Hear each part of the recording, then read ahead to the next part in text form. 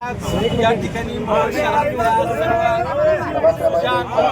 सर्व नागरिकांचं मी मनापासून या ठिकाणी आभार व्यक्त करतो। या ठिकाणी शिवसेनेवर विश्वास दाखवतो। सर्वसामान्य कुटुंबातून आलेला रमेश पारसकर याच्यावर या मोहोळ शहरातल्या जनतेने विश्वास दाखवला आणि नगराध्यक्षाचा उमेदवार या ठिकाणी धनुष्यबाणाचा विजय केला।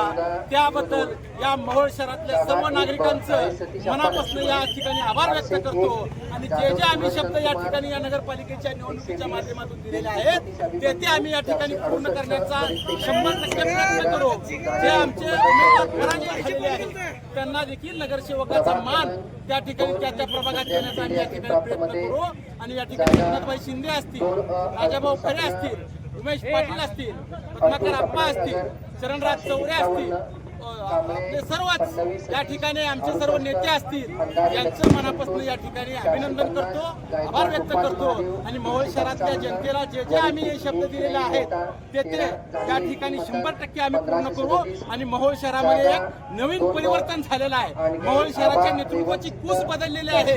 मोहोळ शहराचं नेतृत्व या ठिकाणी या मोहोळ शहरातल्या जनतेनं स्वीकारलेलं आहे। त्याबद्दल मोहोळ शहराच्या जनतेचं मनापासून या ठिकाणी आभार व्यक्त करतो।